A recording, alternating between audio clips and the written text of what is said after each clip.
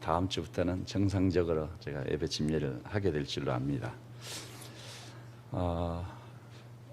이 말씀을 좀 받기 전 또 우리 교우들끼리 교제가 없을 수 없습니다. 원래 초기 기독교 공동체에서 라틴어로 교회를 생크트럼 커뮤니시오, 성도의 교제, 성도의 교통이라고 했어요. 그러면 교회 안에서 성도 교제나 교통이 얼마나 중요하다는 걸 아실 겁니다. 오늘 이 시간에 우리 주 안에서 승리합시다. 사랑하고 축복합니다. 말씀의 은혜 받읍시다. 다양한 말로 서로 인사 좀 나누시기 바랍니다.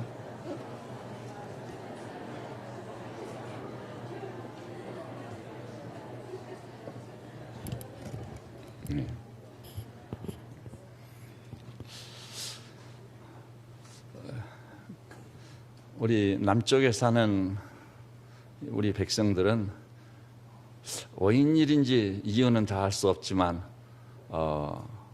전쟁의 위급한 소식이 전해졌는데도 뭐 전쟁과는 아무 상관없는 사람들처럼 평화롭게 살고 있는 것을 보고 저도 놀랐습니다. 또 뭐 이 사재기 현상도 전혀 없었고, 아마 그 이유가 여러 가지 있을 수 있지만은 첫째는 이 땅에 살고 있는 이 천여만 명의 그리스도인들이 전쟁의 승패, 또 뭐 역사에 관련된 것들, 또 사람의 죽고 사는 일체의 모든 것은 하나님께서 좌우하신다. 하나님이 지키시면은 누가 전쟁을 일으키려 해도 하나님이 막으시면 사람의 힘으로 어찌할 수 없는 줄로 압니다. 그런 믿음들이 있겠고, 또 그 믿음을 토대로 이 땅에 우리 그리스도인들이 조국과 민족을 위해서 눈물로 기도했을 겁니다. 기도의 응답이라고 생각하고 하나님의 은혜라고 생각합니다. 또 한 가지는요, 북한이 그동안 너무 거짓말을 많이 해가지고 양치는 소년 얘기처럼 뭐 서울을 불바다로 만들겠다는 말을 저도 여러 번 들었는데 지금까지도 불바다가 안 된 것을 보니까 거짓말한 게 분명하지 않아요. 뭐 또 입에 담을 수 없는 온갖 포악한 말을 쏟아냈지만 현실화된 일이 너무 없어요. 이번에도 뭐 어제 오후 5시까지죠. 만일 그 북한을 향한 그 스피커를 철거하지 아니하면은 뭐 타격을 하겠다고 엄포를 놨지만 결코 그럴 수 없을 거다 생각했는데 북한의 그 말과 또 우리들이 생각하는 바가 완전히 엇갈렸고 우리 생각이 맞아떨어졌어요. 5시가 지났는데도 아무 일도 없었고 5시 되기도 전에 북한이 남 고위층과 만나고 싶다는 뜻을 전해왔어. 그 뭘 의미하겠어요? 참 부끄러운 일이 아닐까 싶어요. 그리고 과거에는 우리가 무슨 일을 당해도 전면전이 일어나서는 안 되겠다 이런 생각 때문에 이래저래 당하고만 있었어요. 그런데 이번에는 그렇게 사랑으로 인내로 수용하고 그러면 변화될 사람이 있고요. 사랑으로 또 인내로 간용정신을 가지고 나아갈 때 그런 은혜와 혜택을 입어서는 안 될 사람이 있는 것 같아요. 근데 이번에 강력하게 대응을 하니까 오히려 그쪽에서 먼저 손을 내미는 것을 볼 수 있습니다. 그리고 이제 마지막 세 번째가 있다면은 그것이 아닐 것 같아요. 진짜 전면전이 일어난다면 우리는 누가 얘기했죠? 우리는 피해를 입겠지만 북한은 어떻게 되겠죠? 전멸당하는 겁니다. 그것을 당국자들은 익히 알고 있는 바입니다. 그러니 전면전의 위험성을 가지고 있는 것을 저지를 수 있겠어요? 그래서 우리 아는 바와 같이 그 회의에 나온 4분만 밤을 지새우면서 잠도 못 자고 회의하느라 고생했지만 우리 백성들은 편안한 가운데 저녁을 지낼 수 있어서, 그리고 우리는 또 만일 전쟁이 일어났다면 어떻게 되겠습니까? 이제 전쟁이 일어나면 그것은 대한민국은 그것으로 끝장입니다.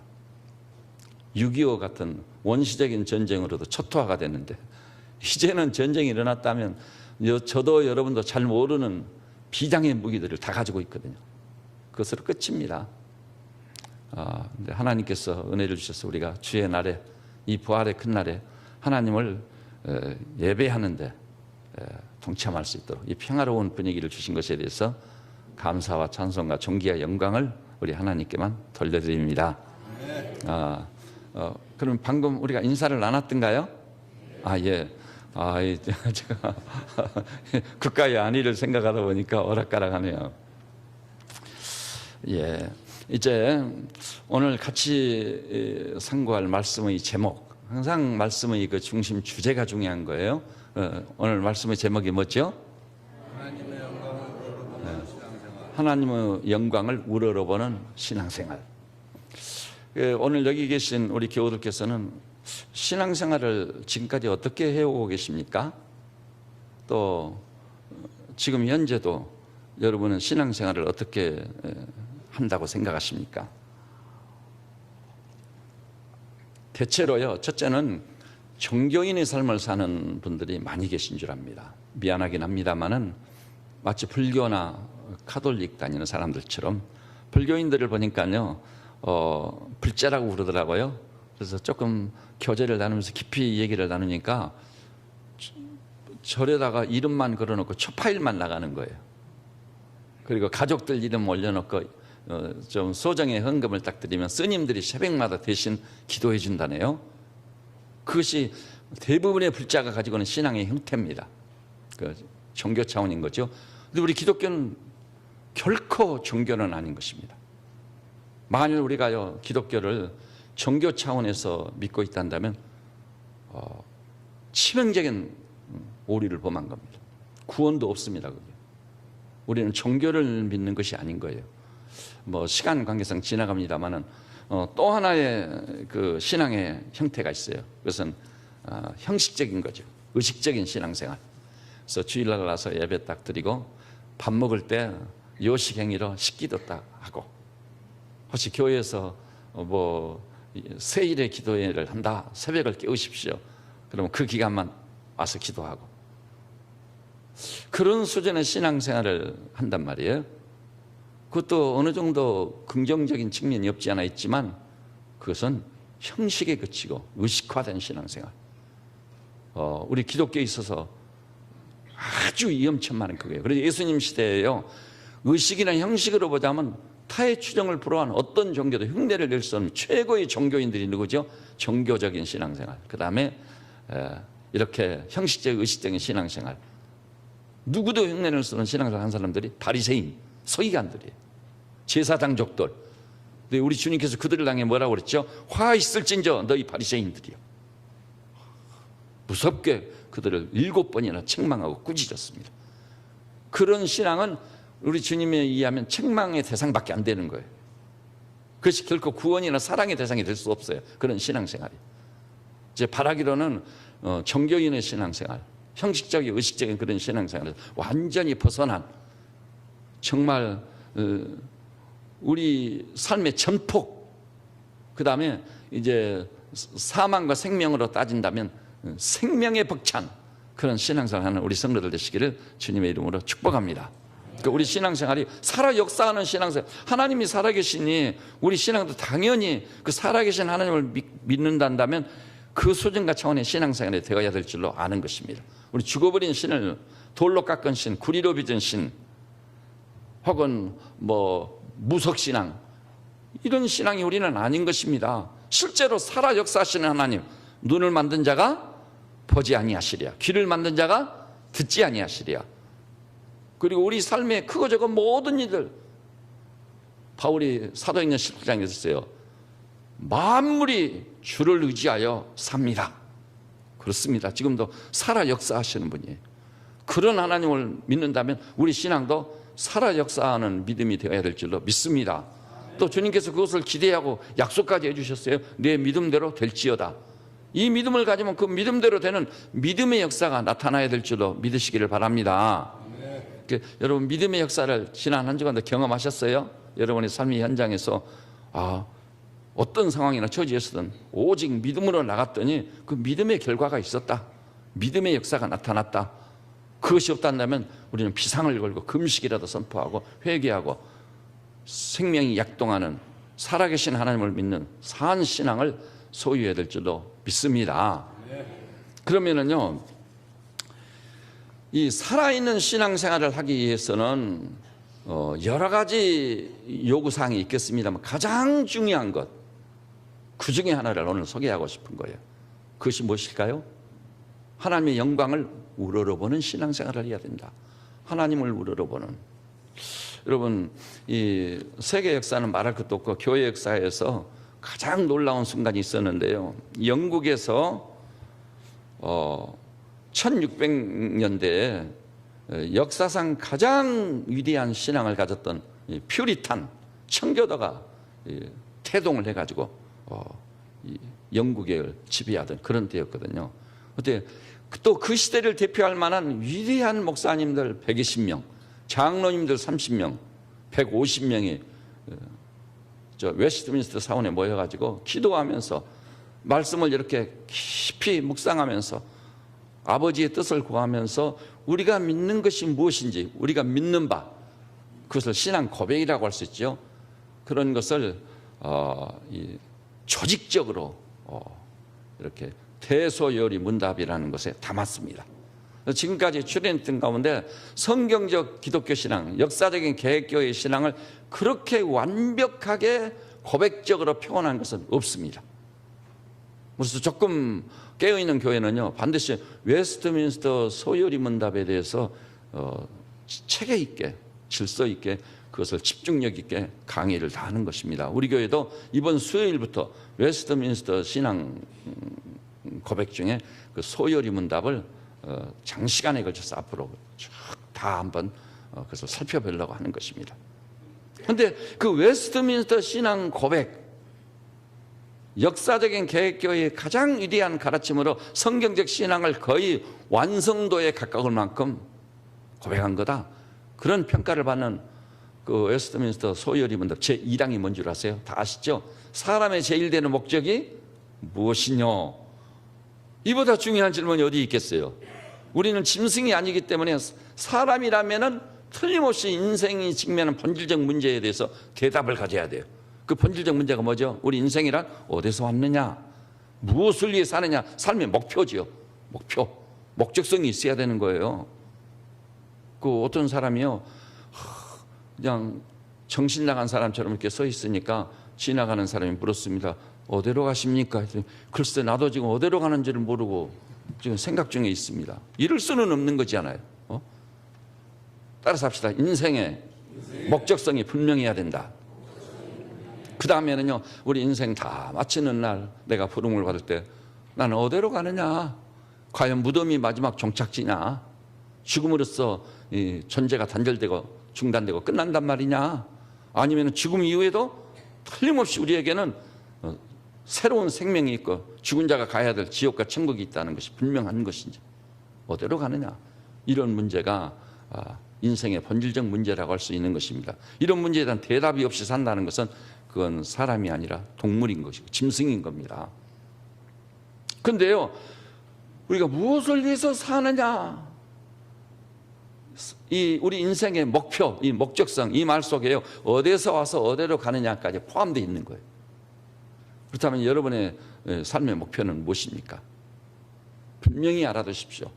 그 기라성 같은 거장들이 150명이나 모여가지고 그렇게 고민하면서 기도하면서 하나님의 도움을 요청하면서 인생의 제일 되는 목적이 무엇이뇨? 이런 위대한 질문을 던졌어요. 그 질문에 대한 답이 뭐죠? 하나님을 영화롭게 하고 그를 영원토록 즐거워하는 것이다. 저도 처음에는 이 말씀 무슨 뜻인지 몰랐어요. 삶은 내가 사는 것인데, 내 인생인데 왜 내가 중심이 되지 아니하고 하나님을 영화롭게 하고 그를 영원토록 즐거워하는 것이다. 가슴이 와닿지 않았어요. 그래서 이 말씀을요, 수십 년 동안 묵상해 왔습니다. 이 말씀이 도대체 무엇을 의미하느냐. 근데 묵상을 하면 할수록, 눈이 열리면 열릴수록 그렇다, 참으로 놀라운 말씀이구나. 내 인생 내가 산다고 해서 내 중심으로 살아봤더니요, 실패밖에 없어요. 내 인생 내 마음대로 산다. 나란 존재가 어떤 존재죠? 세상 논리를 보면 하죠. 어떻게든지 돈 많이 벌고 어떻게든지 성공하고 어떻게든지 목표를 설정해서 그 목표를 달성하려는 것이지 않아요. 욕심껏 탐심의 노예로 전락해서. 근데 거기에는요 굉장히 위험천만한 삶이 기다리고 있는 거예요. 다 그렇게 살고 있잖아요. 그렇게 살아보니까 행복도 어디로 가버리고 기쁨도 사라져버리고 가족끼리도 막 다투고 싸우고 네 소유가 많다 내 소유가 많다, 아버지 유산은 내 것이다 네 것이다, 다투고 싸우고. 그리고 이 사회 현실을 봐도 누가 더 높아지느냐, 누가 더 많이 소유하느냐, 이것 때문에 눈만 뜨면 싸우는 거예요. 그러니 얼마나 불행합니까? 다 우리가 행복하자고 사는 건데 행복은 멀리 달아났어. 지금은 행복이 어디로 가버렸지? 그 흔적을 찾기도 어려운 시대가 돼 있는 줄 아는 것입니다. 그런데 이제 제가 눈을 서서히 떠가지고 하나님을 영화롭게 하는 거? 그래서 그 하나님의 영광을 바라보기를 시작한 겁니다. 하나님의 영광을 바라보기를 시작했어요. 시선을 돌린 것이죠. 그랬더니 대상이 하나님이시고 또 살아계신 그 하나님은 엄청난 영광 중, 광의의 영광 중에 계시거든요. 그러다 보니까 그 영광스러운 가운데 계시는 하나님을 바라보기만 해도 내가 이상하게 기쁨이 생기고 감사가 넘치고 찬양이 있고 예배가 있고 행복이라는 것이 다시 찾아오기를 시작하더라 이 말이죠. 그리고 내 지금 보니까 또 일상의 삶도요, 내 인생 내가 살지 그런 관점에서 살았을 때는 될 일도 잘 안 됐어요. 그런데 이제는 하나님을 영화롭게 하는 삶을 살기를 시작하고 그 영광을 바라보고 살다 보니까요, 안 될 일도 되고 고난을 당해도 거기서 내게 주어진 은혜의 축복이 더 커요. 시편 기자처럼 고난 당하는 게 내게 유익이라. 내가 이로 말미암아 주의 율례를 배우네. 주의 율례를 배운다는 게 얼마나 놀라운 일인데 그 어미로운 일이 내게도 일어나더라 이 말이죠. 그때는 하나님의 영광이고 말씀이고 뭐고 내가 좀 어려우면 하나님 좀 도와주십시오 기도하고, 내가 좀 어떤 고통스러운 삶이 찾아오면은 하나님이 좀 도와주셔야 되겠습니다. 이런 평소에는 내 멋대로 내 마음대로 살았는데, 근데 하나님의 영광을 구하며 살니까 이제 생각을 해보겠습니다만은 시편 8편 1절 본문에 보니까 뭐라고 그랬죠? 시편 기자가 하나님이여 주의 이름이 온 땅에 어찌 그리 아름답습니까? 이 자연 질서 속에 나타난 하나님의 영광을 봐버린 거예요. 오늘 갑자기 눈이 확 열린 거예요. 그것을 바라보는 순간 주의 이름이요 어찌 그리 아름답습니까? 막 환희가 터진 거예요. 찬송이 터지고 기쁨이 넘치고 그 부친 자들을 볼 때는 저 친구 제정신이 아니네 할 만큼. 그리고 그 다음 절 보니까 뭐래요? 하나님의 영광이 하늘을 덮었나이다. 이제 하늘을 바라보니까 장난이 아니야 이거. 저절로 찬송이 터져 입술의 열매로 찬송이 맺히는 거예요. 기쁨이 넘치는 거예요. 저 존재의 심연에서 생수가 컬컬 솟아 흘러 넘쳐. 그것이 8편 1절 말씀 아니에요? 그 영광을 보는 순간 달라져 버리는 거예요. 뭐 그처럼 그 시편 8편을 순전히 암송하면서 내가 거기서 누리는 바 축복이나 기쁨이란 이루 말로 할 수 없었어요. 저도요 이 목회 생활하면서요 저한테 복음을 정확히 듣고 깨달은 어떤 분이요, 이른 아침 전화하더니 가만히 어디 가지 마시고 집에 있으라고 그러고 딱 오더니요 수표 한 장을 줘요. 이게 뭡니까 했더니 목사님 저희 부부는 다 차를 가지고 목사님 차가 없으니 되겠습니까? 이것으로 차를 뽑아서 이 교우들 돌보고 신방으로 사용하시라고. 내가 이거 받을 자격이 없는데 그랬더니 아니 나는 목사님으로 말미암아 영생을 얻었는데 이것이 대수입니까? 받으세요. 그리고 이 돈도 목사님이 말씀했잖아요. 내 돈이 아니고 하나님의 돈이라고. 아니 그래서 그걸 받아가지고 자동차를 뽑아가지고 그 옛날에 썼었어요. 근데 자동차 한 대 선물 받으면 솔직한 여기 계신 분들 기쁘겠어요? 안 기쁘겠어요? 아니 대답 좀 해보세요. 기쁘겠어요? 안 기쁘겠어요? 그 교회니까 눈치 슬슬 보고 그러지 마세요. 기쁘는 건 사실이잖아요. 아니 자동차 한 대를 그냥 선물로 어느 날 갑자기 받았으니 얼마나 기쁘겠어요. 근데 그 당시 하나님의 저희 증인이시지만 하나님이여 주의 이름이 온 땅에 어찌 그리 아름답습니까? 주의 영광이 하늘을 덮었나이다. 거기서 오는 기쁨과는 비교가 할 수 없었어요. 그분이 들으시면 섭섭하게 생각하시겠지만 실제로 저는 그 말씀 암송하면서 뭐 달려다니면서 찬송하면서 할렐루야. 그 사람들이 보면 저거 좀 미친 것 아니야? 할 정도로 기쁨이 충만한 삶을 살았던 것을 아시기를 바랍니다. 우리가 어떻게 하면 하나님을 영화롭게 하고 영원토록 그를 즐거워하는가? 이 문장 구조가 두 마디에 하나는 하나님을 영화롭게 하는 거, 그게 삶의 목표다. 두 번째는 하나님을 영화롭게 하면 필연적 결과는 뭐라고요? 그를 영원토록 즐거워하는 삶이 있다는 거. 그 경험해 보셨어요? 맛을 보셨어요? 그래야 그게 기쁜 소식이고 복음인 거지. 만약 그와 같은 실제적 삶이 없단다면 그 사람은 아직 복음이 뭔지 모르는 사람이에요. 따라서 합시다. 하나님을 영화롭게 하고 그를 영원토록 즐거워하는 것이다. 근데 방점은요, 하나님을 영화롭게 하는 것이 있는 거예요. 하나님을 영화롭게 하기만 하면 틀림없이 필연적으로 뭐가 따라오게 돼 있어요? 그를 영원토록 즐거워하는 삶. 그렇게 말로 표현할 수 없는, 세상이 줄 수 없는 기쁨, 그 행복이 넘치는 삶이 기다리고 있다는 거 믿으시기를 주님의 이름으로 축복합니다. 그래서 우리는 하나님의 영광, 그것을 우러러보고 하는 신앙생활을 살아야 되겠다, 이 말씀입니다. 그것이 기독교의 본질 중에 하나고 핵심 중에 하나인 것입니다. 그러면은요, 어떻게 하면 하나님의 영광을 바라보고 살 수 있을까? 아까 조금 언급을 했죠. 첫째는 창조주 하나님을 바라보는 거예요. 창조주 하나님을 바라봅니다. 그리고 설교하면 하나님의 창조하시다 다 압니다. 그것이 나의 신앙적 지식이요, 교리입니다. 절대 그건 아니에요. 사람들이 오늘날 한국 그리스도인들이 치명적인 오류가 있는데요, 지식에 머물러 있는데 그걸 신앙이라고 착각하는 거예요. 그거 신앙 아닙니다.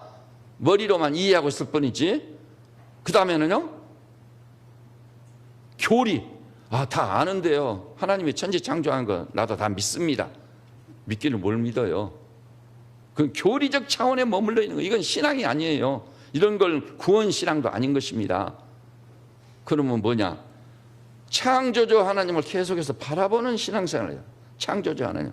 그러니까 저를 예로 들었습니다만, 하나님이 저희 증인이십니다. 저는 계절이 바뀔 때, 또 외출할 때, 어디 드라이브 할 때, 교회 올라올 때, 하나님이여 주의 이름이 온 땅에 어찌 그리 아름답습니까? 먼저 그 생각을 하면 이제 조금 심화되어가지고 뭘 보죠?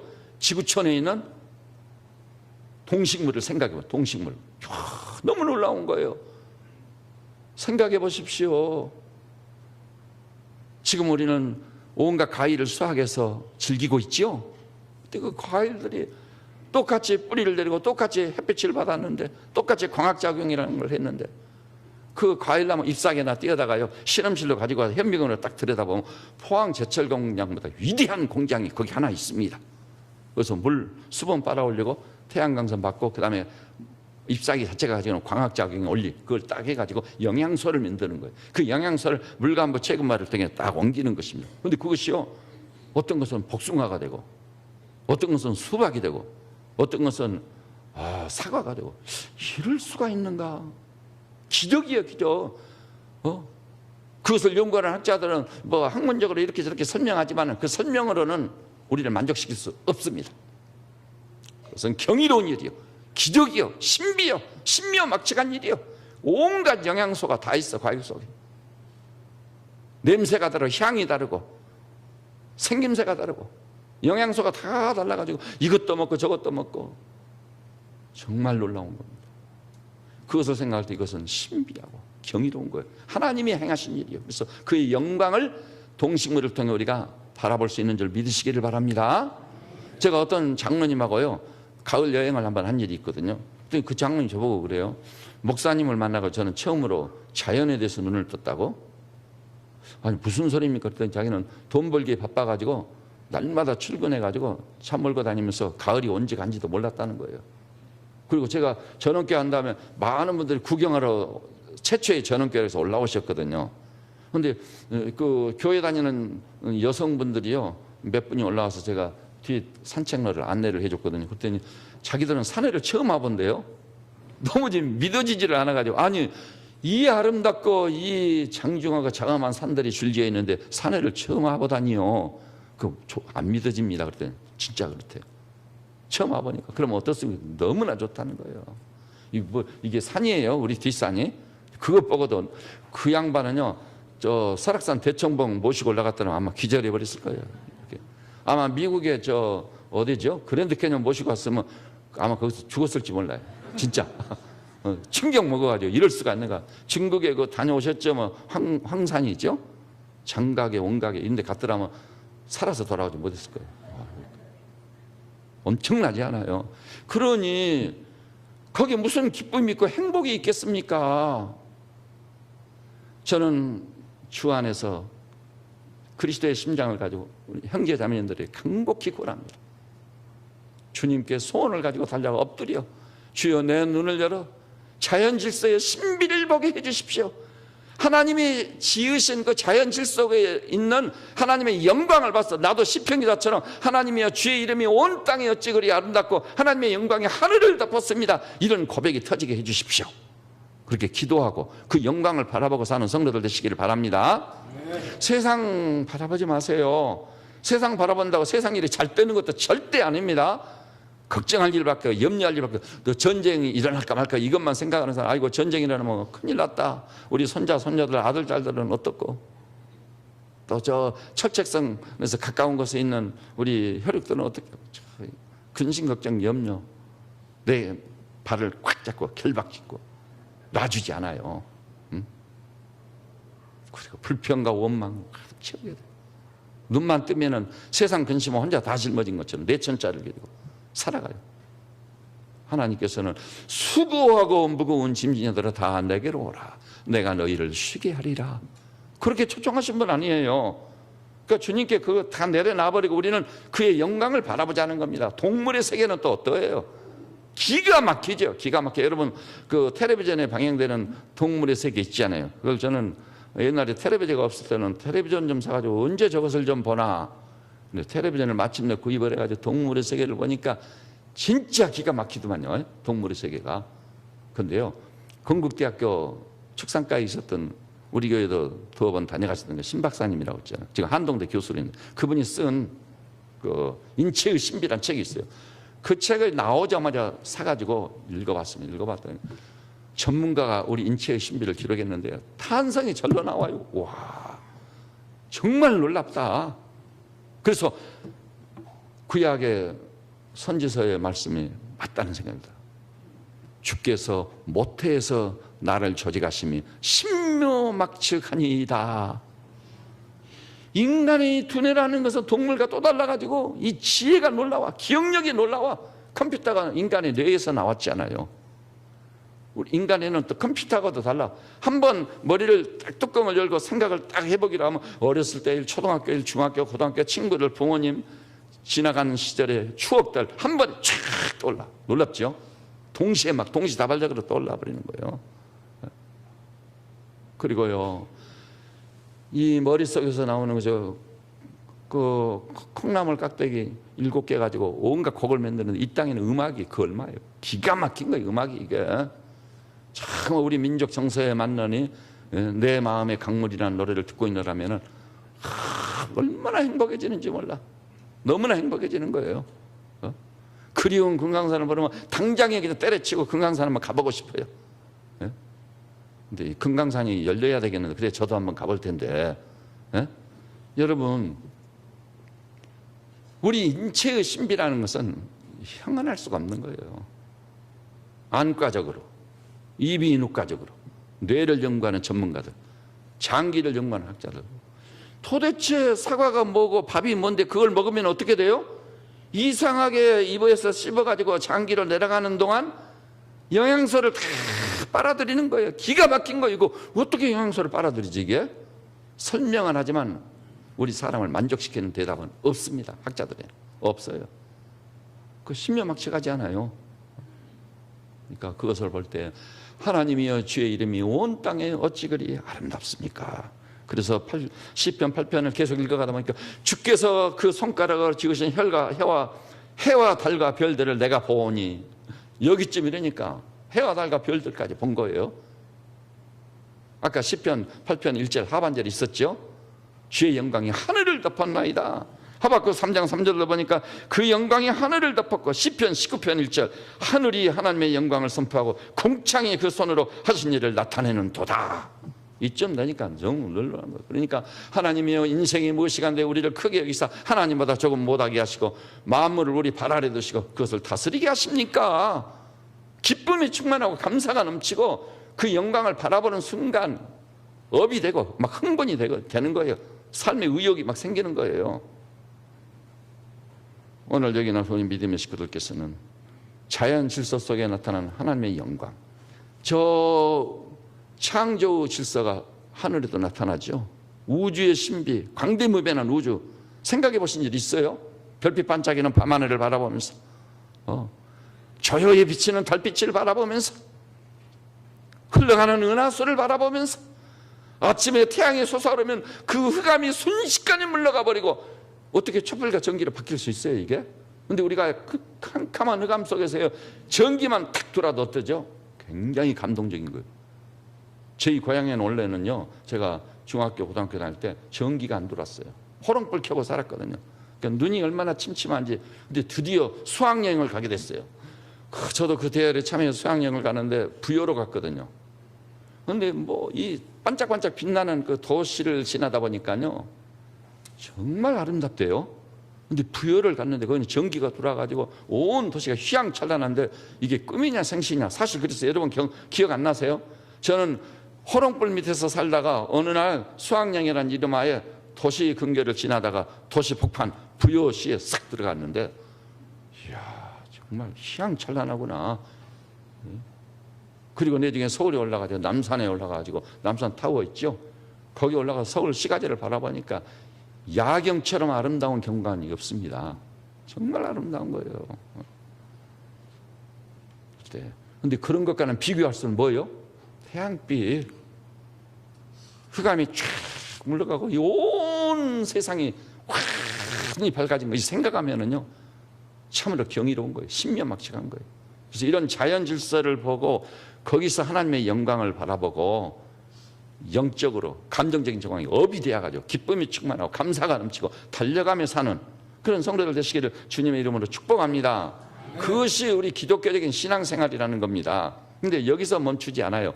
두 번째는요 이제는 구속의 하나님을 통해 나타난 하나님의 영광이 구속의 하나님. 아까 우리가 에베소 1장을 통해 봤죠. 에베소 1장을 보니까요 기가 막힌 거예요. 충격 먹을 수밖에 없어요. 그래서 에베소 1장을 저는 가슴에 품고 다닙니다. 찬송하리로다. 이 영광을 보니까 그냥 말하기도 전에 찬송이 먼저 터져버리잖아요. 얼른 생각할 때는 그래서 사람이란다면은 무슨 얘기를 하면은 그동안 자녀들은 별거 없었는지, 당신의 아내도 잘 있는지, 뭐 이 가업은 잘 되고 있는지, 뭐 인사말도 나누고 장황하게 뭐 좀 늘어놓지 않아요. 근데 그게 아니라 인사말이 끝나자마자 찬송하리로다. 이게 그냥 이렇게 된 게 아닙니다. 하나님의 영광을 바라보는 순간 찬송이 먼저 터져버리는 거예요.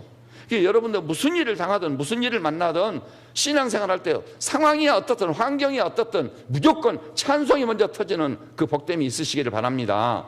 그러기 위해서는요 하나님의 영광을 보는 안목이 있어야 되는 거예요. 여러분 아시죠? 바울, 원래 바울의 이름이 뭐죠? 사울이거든요. 예수 믿는 사람을 잡아 죽이는 게 사울이 기꺼이 하는 일이. 어느 날 다메섹으로부터 믿는 자들 체포하러 가고 있는데 갑자기 정오해같이 강한 빛, 무엇이었죠? 그것이 하나님의 영광인 거예요. 영광의 빛이 딱 비추이니까 바울이 그 자리에 꺾어지면서 그 영광 앞에 눈이 멀어버렸어요. 그러면서 주여 니시니까 할 때 나는 내가 피박하는 나사렛 예수라. 거기서 영광 중에 계신 주님을 본 거예요. 하나님의 영광을 봐버린 그 순간 사울이 변해 뭐가 된 거예요? 바울이 돼버린 거예요. 그런즉 그리스도 안에 있으면 새로운 피조물이라. 이전 것은 지나갔으니 보라 새 것이 되었도다. 여러분 하나님의 영광이 우리를 변화시키는 거지. 하지 말아라 해라 이런 율법적 신앙 그것이 우리를 변화시키는 게 아니에요. 기독교를요 하라 하지 말라 율법으로만 이해하는 사람들 있어요. 그 율법으로 이해하면 얼마나 부담스러워. 신앙생활 얼마나 무거워요. 스스로 정죄하고 심판하고 자유가 없어. 근데 우리 존재 자체를 뒤흔들어서 변화시키는 것도 율법이 아니라 뭐예요? 영광인 거예요. 그 본문에 보니까 하나님 곧 우리 주 예수 그리스도의 아버지께서 그리스도 안에서 하늘에 속한 모든 신령한 복을 우리에게 주시는데 곧 그것을 풀어 썼습니다. 창세전에 그리스도 안에서 우리를 선택해 가지고 우리를 사랑 안에서 그 앞에 거룩하고 흠이 없게 하려고, 그 다음에 그리스도로 말미암아 자기 아들들 되게 하려고. 이것이 구원의 역사. 우리가 태어나기도 전에 이거 하나님의 은혜 안 주시면 안 믿어집니다. 안 믿어진 분들은 저급한 마음은 갖지 마세요. 나에게도 이것이 믿어지는 은혜를 주십시오 하고 긍휼과 자비를 구하면 하나님께서 틀림없이 이 진리를 깨닫게 하셔요. 그 순간 와, 내가 누구기에, 내가 무엇이기에, 내가 태어나기도 전에 창세전에 그리스도 안에서 나를 선택해 가지고 거룩하고 흠이 없게 하시고 자기 자녀를 삼으시다니 참으로 놀라운 일이로. 그렇게 하신 이유가 어디 있다고요? 거기에 하나님의 영광이 나타나는 거예요. 따라서 합시다. 은혜의 영광을 찬미하게 하려 함이라. 바로 그것입니다.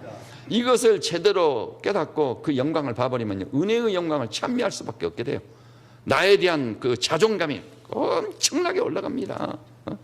그 다음에 또 이 7절에 보니까 우리는 그리스도 안에서 그의 은혜의 풍성을 따라 그 피로 말미암아 속량과 죄사함을 받았느니라.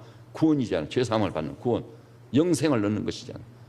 이것이 그리스도 예수로 보혈로 말미암아 이루어진 일, 이것이 딱 믿어지는 순간 하나님의 영광이에요. 그리고 그 문맥의 제일 끝 12절에 보니까 그것은 그의 영광의 찬송이 되게 하리 하며, 영광의 찬송인 거예요. 영광의 찬송. 그 다음에요, 이제 그것은 예수께서 하신 일이고요, 성자께서 13, 14절은 성령님이 하신 일.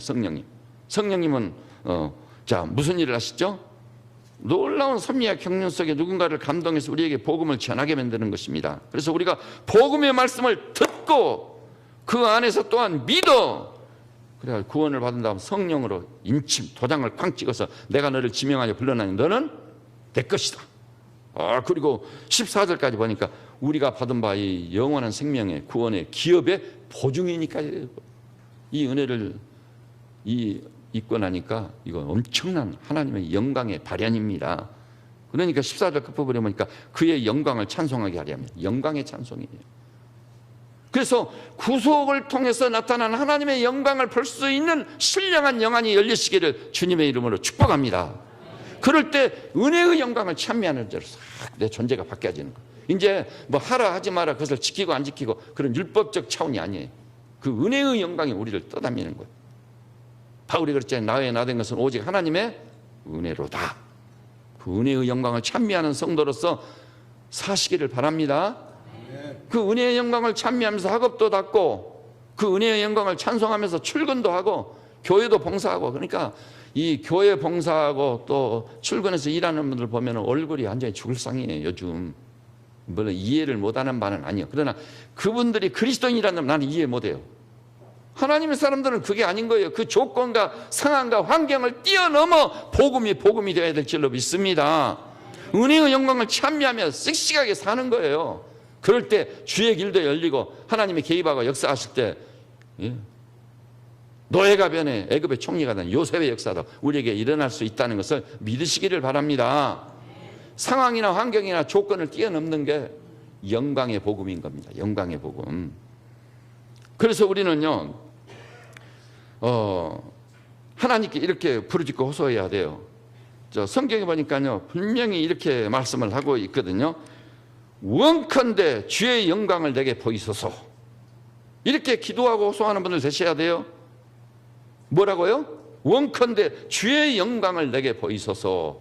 근데 우리 눈으로는 잘 안 보여요. 볼 수가 없어요. 그러니까 뭐라고 그랬죠? 시편 기자가 내 눈을 열어 주의 법의 기이함을 보게 하소서. 하나님께서 여러분의 눈을 열어달라고 기도하십시오.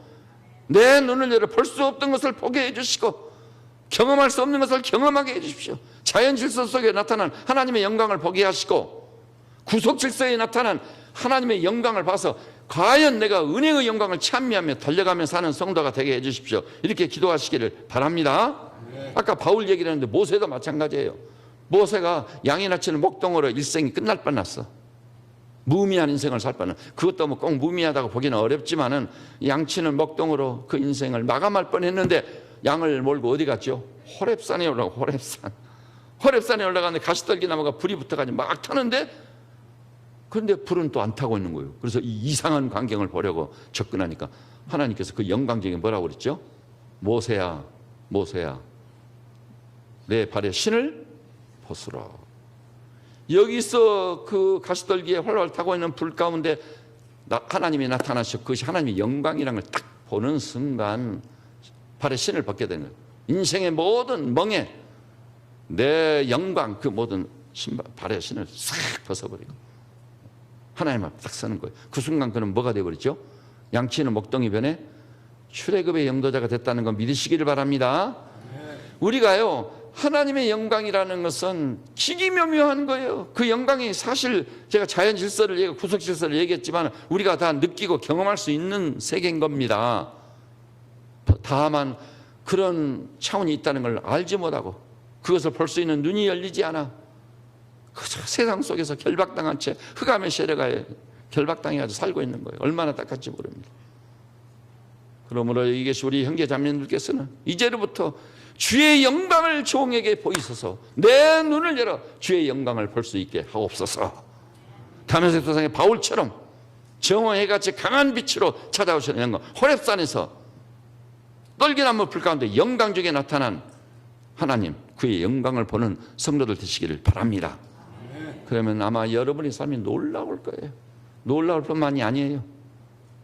그것은요, 죄도 언제 회개하게 되죠? 내 죄를 꼼꼼히 챙겨서 생각해가지고 회개하는 게 아닌 거예요. 영광 앞에 서면은 우리 허물이 저절로 드러나 버려. 갈릴리 호수 옆에서요, 어땠죠? 베드로가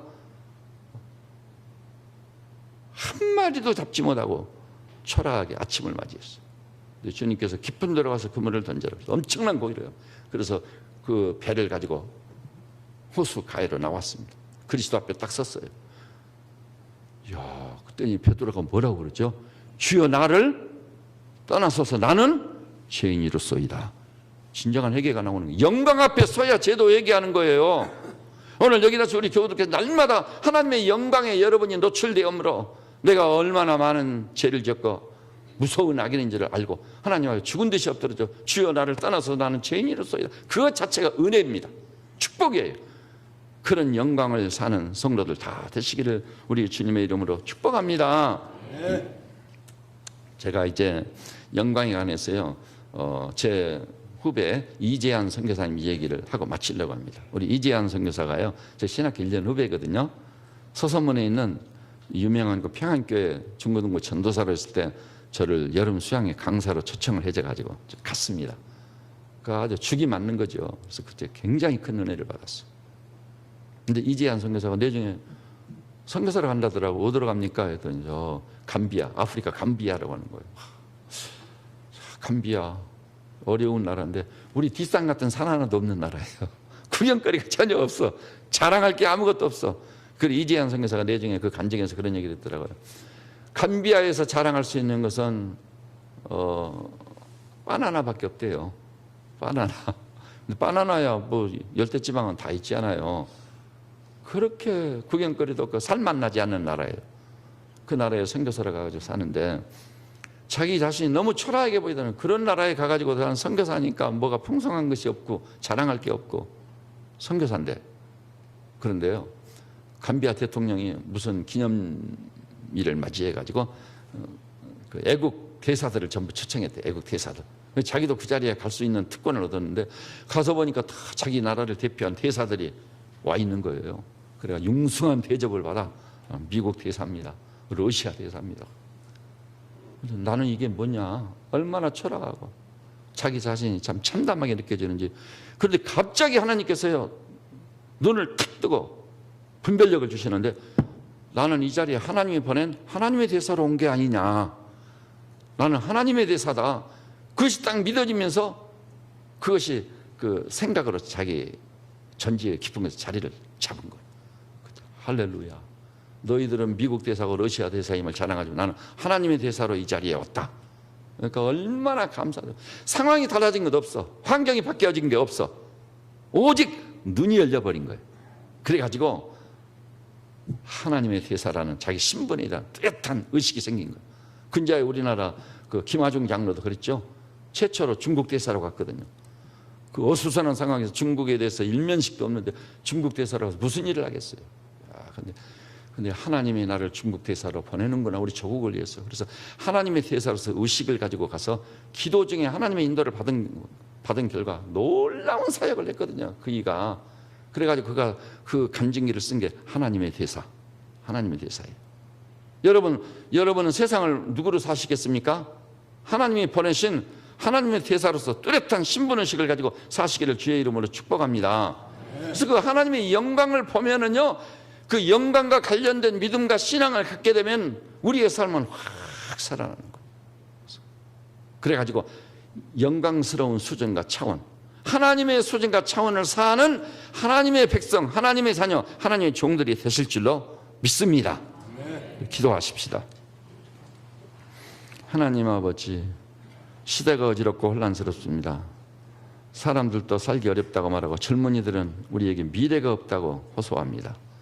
국가적으로도 늘 위기 상황이 있습니다. 그러나 우리가 문제를 바라봤고 세상을 바라봤고 조건과 환경에 매였었습니다. 그러나 이제 새빛의 양무리들은 오늘 주신 말씀처럼 자연 질서를 통해 나타난 하나님의 영광을 바라보고 살게 하여 주시옵소서. 새빛의 모든 양무리들은 예외 없이 구속 질서를 통해 나타난 하나님의 영광을 보게 하여 주시옵소서.